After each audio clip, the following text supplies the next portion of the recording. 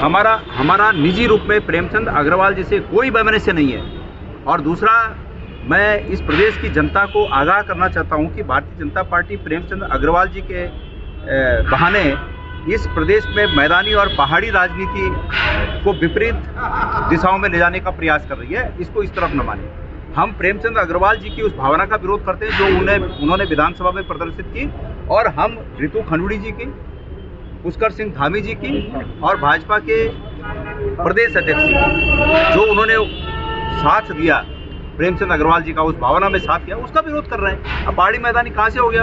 ये गणेश गोदियाल तो महेंद्र भट्ट का विरोध कर रहा है कि महेंद्र भट्ट ने इस प्रकरण में लोगों को धमकाने का काम किया। महेंद्र भट्ट जी क्या मैदानी है? हम रितु खनूड़ी जी का विरोध कर रहे हैं, खुल के विरोध कर रहे हैं कि भाई उनको मंत्री को डांटना चाहिए था तो उल्टा कांग्रेस के विधायकों को डांट रही है। तो हम तो उनका विरोध कर रहे हैं, तो क्या वो मैदानी है?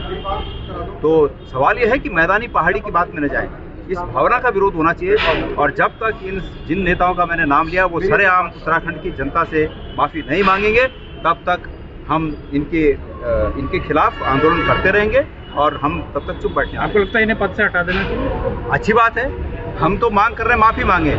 और अगर भारतीय जनता पार्टी के संगठन के लोग और जवाबदेह लोग अगर इस तरह हटा दें तो और अच्छी बात है। ये तो दंड मिलना चाहिए, सीख भी मिलनी चाहिए आगे सबको। धामी सरकार का 3 साल का कार्यकाल पूरा हो रहा है, अभी पूरा कार्यकाल क्या प्रश्न है आपका? धामी सरकार के 3 साल पूरे हो रहे हैं। 3 साल के कार्यकाल में धामी सरकार ने भ्रष्टाचार के झंडे गाड़े हैं, झंडे गाड़े। अगर मैं खनन की बात करूं, मैं आबकारी की बात करूं, मैं ठेकों में कितना बड़ा मैकेनिज्म इन्होंने इस तरह भ्रष्टाचार का बना दिया कि विभाग के अधिकारी तय करते हैं कि ये ठेका किसको जाएगा और मंत्री उस पर निगाह रखते हैं। तो हमने तो भाई पहली बार देखा ऐसा।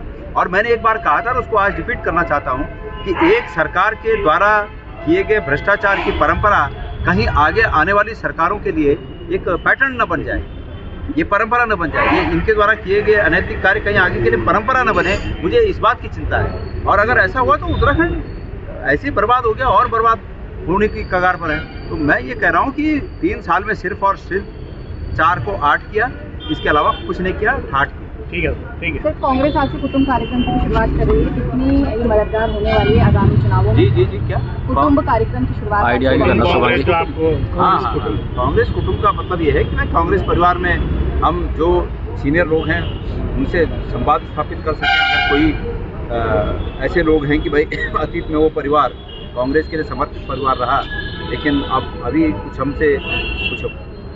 हमसे कुछ ऐसी भूलें हो गई कि हम उनको संपर्क नहीं कर पाए, तो हमसे संपर्क करेंगे और परिवार को बढ़ाएंगे, मतलब हमारा जनाधार बढ़ाएंगे, उन लोगों को भी सम्मिलित करेंगे क्योंकि उनके पास अनुभव का खजाना है। Thank you.